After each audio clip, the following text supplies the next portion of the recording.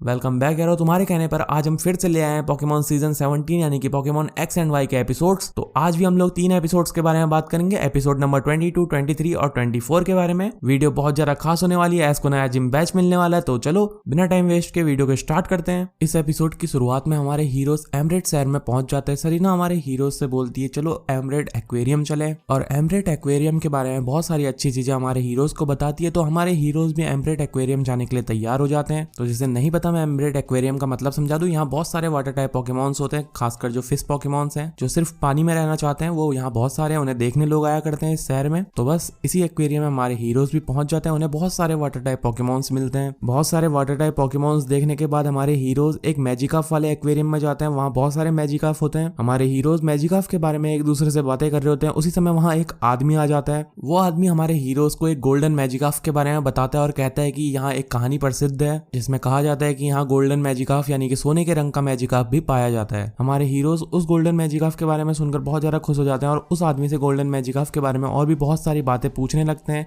वो आदमी बोलता है इसके बारे में मैं अब तुम्हें ज्यादा कुछ नहीं बता सकता, तुम वो जो सामने फिशिंग कर रहा है उस आदमी से पूछो, वो तुम्हें इसके बारे में मुझसे बेहतर जानकारियां देगा। तो हमारे हीरोज उसी आदमी के पास चले जाते हैं जो फिशिंग कर रहा होता है। वो आदमी कहता है मैं इसी एक्वेरियम का मालिक हूँ। वो आदमी बहुत सारे पोकेमॉन्स को पकड़ रहा होता है लेकिन छोड़ देता है क्योंकि उसका लक्ष्य होता है सिर्फ और सिर्फ गोल्डन मैजिकाफ को पकड़ने का। फिर वही फिशिंग करने वाला आदमी यानी कि इस एक्वेरियम का मालिक हमारे हीरोज को कहानी बताता है कि बहुत सालों पहले एक आदमी यहाँ स्विमिंग करने आया था, उसी को एक स्टारमी ने करंट दे दिया जिस वजह से वो उस पानी में डूबने वाला था। तो उसे एक गोल्डन मैजिकाफ ने आकर बचा लिया। तो तभी से मैं उस गोल्डन मैजिकाफ को ढूंढ रहा हूँ। हमारे हीरोज भी उसी आदमी के साथ गोल्डन मैजिकाफ को ढूंढने लगते हैं और टीम रॉकेट उनकी सारी बातें सुन रही होती है अपनी मैजिकाफ वाली बोर्ड से। अब हमारे हीरोज भी मैजिकाफ को ढूंढने के लिए उसी आदमी के साथ फिशिंग करने लगते हैं। तो सरीना को फिशिंग करनी नहीं आती तो एस उसे फिशिंग करना सिखाता है। दूसरी ओर उस आदमी की फिशिंग रॉड में एक बड़ी सी चीज फंसती है। सब लोग सोचते हैं कि वही गोल्डन मैजिकाफ है लेकिन वो कोई नॉर्मल मैजिकाफ होती है जो साइज से बहुत ज्यादा बड़ी होती है। अब सरीना भी फिशिंग करना सीख गई होती है तो सरीना की फिशिंग रॉड में एक कॉर्सुला फंसती है। एस उससे बोलता है कॉर्सुला एक बहुत अच्छा पोकेमॉन है, सरीना क्यों ना तुम इस कॉर्सुला का पकड़ लो। तो सरीना उस कॉर्सुला को पकड़ने के लिए अपना पोकेमॉन छोड़ती है। क्योंकि फेलेकिन एक फायर टाइप पोकेमॉन होता है इसलिए वो वाटर टाइप पोकेमॉन से लड़ता है। तो सरीना के पीछे जाके खड़ा हो जाता है। उसका लड़ने का बिल्कुल भी मन नहीं होता और वो कॉर्सुला सरीना को गंदा करके वहां से भाग जाता है। दूसरी ओर टीम रॉकेट ने भी एक गोल्डन मैजिकाफ जैसी दिखने वाली सबमरीन बना दी होती है। सभी लोग बहुत ज्यादा बोर हो रहे होते हैं क्योंकि उनकी फिशिंग रॉड में अब कुछ भी नहीं फंस रहा होता। तो कैलेमेंट एक मशीन बनाता है जो चिंचाओ जैसी दिखने वाली चीज होती है और बोलता है कि ये चिंचाओ जैसी दिखने वाली चीज सिर्फ और सिर्फ मैजिकाफ को ही अट्रैक्ट करेगी और हम मैजिकाफ्स को पकड़ सकते हैं। लेकिन हमेशा की तरह कैलेमेंट का वो एक्सपेरिमेंट भी फेल हो जाता है और वो सारे के सारे शार्कपीडो को अट्रैक्ट करने लगता है और शार्कपीडोस आकर हमारे हीरोज पे अटैक करने लगते हैं और उस मशीन को भी फोड़ के चले जाते हैं। वहां टीम रॉकेट को एक बड़ा सा स्टारमी मिलता है। टीम रॉकेट उस स्टारमी को पकड़ने की कोशिश करती है लेकिन वो स्टारमी टीम रॉकेट को करंट दे देता है। दूसरी ओर कैलेमेंट ने एक और चिंचाओ रोबोट बना दिया होता है मैजिकाफ को अट्रैक्ट करने के लिए और इस बार कैलेमेंट को पूरा यकीन होता है कि ये चिंचाओ रोबोट जरूर काम करेगा।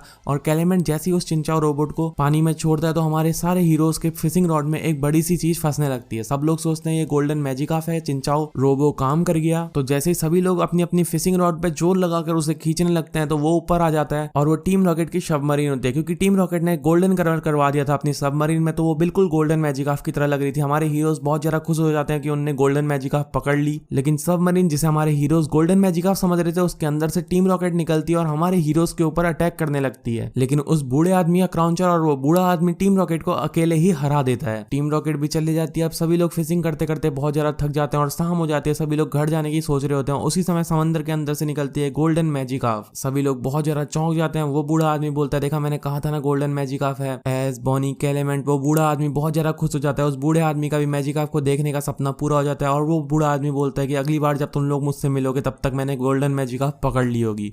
और यहीं पे इस एपिसोड की हैप्पी एंडिंग हो जाती है। अब एपिसोड नंबर 23। तो इस एपिसोड में सलाद शहर के जिम लीडर से लड़ने के लिए हमारा हीरो एस बहुत ज्यादा प्रैक्टिस कर रहा होता है, ट्रेनिंग कर रहा होता है अपने फ्लैचिंग और फ्रॉकी के साथ। और वहीं हमारे हीरो एस की फ्रेंड एलेक्सा आ जाती है। हमारे हीरोज एलेक्सा से पूछते हैं एलेक्सा तुम सलाद शहर में क्या कर रही हो। तो एलेक्सा हमारे हीरोज को बताती है कि मैं फॉसल लैब के बारे में आर्टिकल लिखने आई हूँ। तो हमारे हीरोज बोलते हैं फॉसल लैब क्या होता है। तो कैलेमेंट बताता है कि फॉसल लैब ये इस शहर की बहुत ज्यादा खास और फेमस लैब है। इसमें एक्सपेरिमेंट्स किए जाते हैं, रिसर्च की जाती है फॉसल्स पे यानी कि पुराने समय में पाए जाने वाले पोकेमॉन्स की हड्डियों में। एलेक्सा बताती है कि यहाँ के साइंटिस्ट ने कुछ नई चीज खोजी है तो मैं उसी के बारे में आर्टिकल लिखने आई हूँ। तो हमारे हीरोज बहुत ज्यादा एक्साइटेड बहुत ज्यादा खुश हो जाते हैं और उस लैब में जाने की जिद करने लगते हैं। तो हमारे हीरोज भी एलेक्सा के साथ निकल पड़ते हैं फॉसल लैब की ओर। तो हमारे हीरोज फॉसल लैब में पहुंच जाते हैं और हमारे हीरोज के पीछे पीछे आ जाती है टीम रॉकेट भी। जैसे हमारे हीरोज हीरोज लैब में एंटर करते हैं, उन्हें बहुत सारे कंकाल, बहुत सारी चीजें दिखाई देती हैं जो पौराणिक समय की होती हैं। तो हमारे हीरोज एलेक्सा से बोलते हैं तुम हमें कुछ खास खोज दिखाने वाली थी। तो एलेक्सा हमारे हीरोज को उन साइंटिस्ट के साथ एक रूम में ले आती है। उस रूम का टेम्परेचर बहुत ज्यादा लो यानी कि बहुत ज्यादा ठंडा होता है, मतलब एक बड़ा सा फ्रीजर मान लो। वहाँ चारों तरफ बर्फ ही बर्फ होती है, ऐसा लग रहा होता है कि हमारे हीरोज किसी बर्फीले पहाड़ में आ गए हैं। तो हमारे हीरोज वहाँ बर्फ से खेलने लगते हैं। तो एस उसी समय गिर जाता है और एस को बचाने वहाँ एक छोटा सा डायनासोर जैसा दिखने वाला पोकेमॉन आ जाता है। तो कैलेमेंट बताते हैं कि इसका नाम अनोरा है, ये लाखों साल पहले कालोस रीजन के बर्फीले इलाके में पाए जाते थे। उसी समय वहाँ एक बड़ा सा पोकेमॉन आ जाता है जो उस अनोरा का विकसित रूप होता है जिसका नाम होता है अनोरस। वो साइंटिस्ट कैलेमेंट को देखकर चौंक जाते हैं और बोलते तुम्हें तो बहुत सारी चीजें पता है। उन्हें पता नहीं है भले कैलेमेंट के एक्सपेरिमेंट फेल होते लेकिन हमारा कैलेमेंट भी एक साइंटिस्ट है। अब एलेक्सा उनके बारे में आर्टिकल लिखने लगती है और हमारे हीरो अनोरा और अनोरस के साथ खेलने लगते हैं। वो अनोरा और अनोरस भी बहुत ज्यादा फ्रेंडली होते हैं। साइंटिस्ट बताते हैं कि पौराणिक समय में ये जिस इलाके में रहा करते थे वहां इनका कोई दुश्मन नहीं होता था, तो इंसानों के साथ घुलने मिलने में बहुत ज्यादा आसानी होती है। अब एलेक्सा ने अपना आर्टिकल खत्म कर लिया होता है और हमारे हीरोज को भी उसके अंदर बहुत ज्यादा ठंड लग रही होती है, लेकिन एस और बॉनी अभी भी उनके साथ खेलना चाहते थे, लेकिन ठंड बहुत होती है, इसीलिए सभी लोग फैसला करते हैं अभी यहाँ से जाने की और बोलते हैं कि हम बाद में इनके साथ खेलने आएंगे। लेकिन अनोरा और अनोरस बहुत ज्यादा सैड हो जाते हैं। दूसरी ओर टीम रॉकेट को भी पता लग जाता है अनोरा और अनोरस के बारे में, तो वो इन पोकेमॉन्स की चोरी करने का फैसला करते हैं और उसी जगह पहुंच जाता है जहां अनोरा और अनोरस को रखा होता है। वो अनोरा और अनोरस के साथ खेलने के बहाने अनोरा को उठाकर ले जाते हैं। उसकी माँ यानी कि अनोरस बहुत ज्यादा गुस्सा हो जाती है। टीम रॉकेट उसे भी पकड़ना चाहती थी लेकिन वो बहुत ज्यादा बेकाबू हो जाती है, तो टीम रॉकेट उसे नहीं पकड़ पाती, लेकिन वो सिर्फ और सिर्फ अनोरा को लेकर वहां से भाग जाती है। लैब में सबको पता लग जाता है कि अनोरा की चोरी हो गई है और हमारे हीरोज भी अनोरा को छुड़ाने उन लैब वालों के साथ चले जाते हैं। वो साइंटिस्ट हमारे हीरोज को बताते हैं कि अगर अनोरा बहुत समय तक गर्म इलाके में रहा तो वो मर सकता है, उसकी जान को बहुत ज्यादा खतरा है। लेकिन अनोरा और अनोरस एक दूसरे से कम्युनिकेट कर सकते थे, यानी कि पता लगा सकते थे एक दूसरे की लोकेशंस। वो अनोरस बहुत ज्यादा बेकाबू हो जाते हैं अपने बच्चे को छुड़ाने के लिए। अनोरस अपने बच्चे यानी कि अनोरा को बचाने के लिए उस लैब से भाग जाता है। उस लैब के साइंटिस्ट बोलते हैं कि अब तो अनोरस की जान को भी खतरा है। तो हमारे हीरोज बोलते हैं कोई बात नहीं, तुम चिंता मत करो,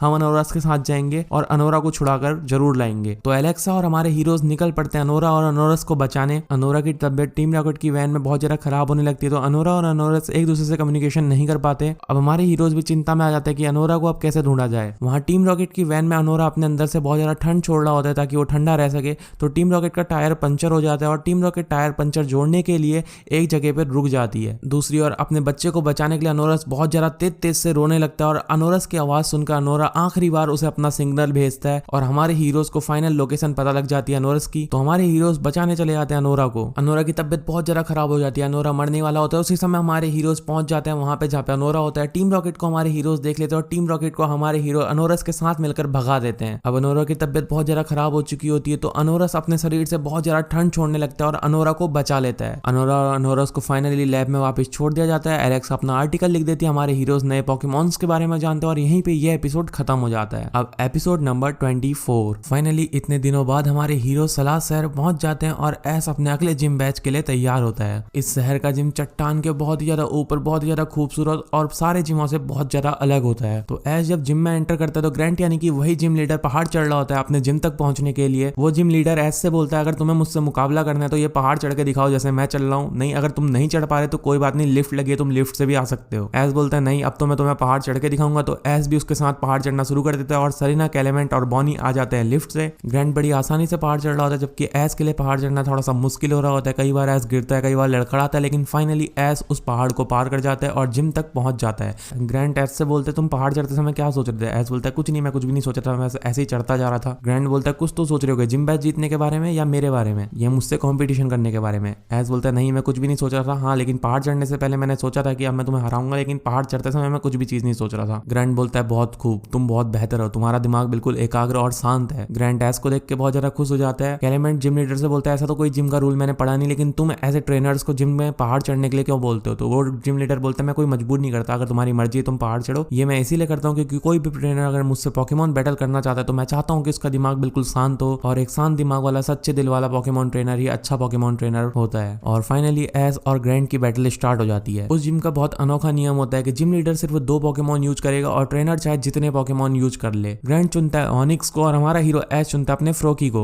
ऑनिक्स और फ्रॉकी के बीच में बहुत खतरनाक बैटल होती है, दोनों एक दूसरे को बराबरी की टक्कर दे रहे होते हैं। फ्रॉकी जीतने वाला होता है। उसी समय ग्रैंट अपने उसी रॉक थ्रो अटैक का इस्तेमाल करता है जिससे उसने वियोला को पिछले मैच में हराया था। क्योंकि एस ने ग्रैंट और वियोला का मैच देखा था इसलिए एस पूरी ट्रेनिंग के साथ आया होता है और एस अपने डबल टीम और वाटर पल्स का इस्तेमाल करके ऑनिक्स को हरा देता है। पिछले एपिसोड में जिस निंजा के साथ एस एस ने ट्रेनिंग की थी उसकी ट्रेनिंग भी बहुत ज्यादा मदद आई और फ्रॉकी की स्पीड का मुकाबला भी ओनिक्स नहीं कर पाया। ग्रैंट बोलता है वियोला ने तुम्हारे बारे में जैसा बताया था तुम वैसे ही हो, वियोला ने कहा था मुझसे कि एस को कम मत समझना। फिर वो जिम लीडर चुनता है अपने टायरेंट को। उसके टायरेंट और एस के फ्रॉकी के बीच में भी बहुत अच्छा मुकाबला होता है। फ्रॉकी उसे कड़ी टक्कर दे रहा होता है, उसी समय टायरेंट भी यूज करता है अपने रॉक थ्रो अटैक को। रॉक थ्रो का सामना करने के लिए एस उसी तरकीब का इस्तेमाल करता है जिस तरकीब से उसने ओनिक्स को हराया था, लेकिन ये तरकीब अभी काम नहीं आती क्योंकि ग्रैंट का टायरेंट रॉक टाइप के साथ साथ ड्रैगन टाइप पॉकीमॉन भी था, इसलिए वो ड्रैगो मीटियोर की मदद से बड़ी आसानी से फ्रॉकी को हरा देता है। फिर हमारा हीरो एस फ्लैचिंग को चुनता है। फ्लैचिंग बहुत खतरनाक अटैक कर रहा होता है, लेकिन फ्लैचिंग के किसी भी अटैक का इस्तेमाल उस टायरेंट पे नहीं कर रहा होता है। वो टायरेंट बड़ी आसानी से फ्लैचिंग को भी हरा देता है। अब एस के पास आखिरी चारा होता है पिकाचू। एस चुनता है अपने पिकाचू को क्योंकि पिकाचू एक इलेक्ट्रिक टाइप पॉकीमॉन है और टायरेंट एक रॉक टाइप, तो पिकाचू के किसी भी इलेक्ट्रिक अटैक का इस्तेमाल टायरेंट के ऊपर नहीं हो रहा था और पिकाचू टायरेंट के रॉक थ्रो और ड्रैको मीटियोर का सामना आसानी से कर सकता था क्योंकि उसने टायरेंट के पिछले मुकाबले देखे थे। दोनों का पल्ला बराबर था, मतलब दोनों में से कोई भी जीत सकता था। लेकिन फाइनली हमारा हीरो एस अपने पिकाचू से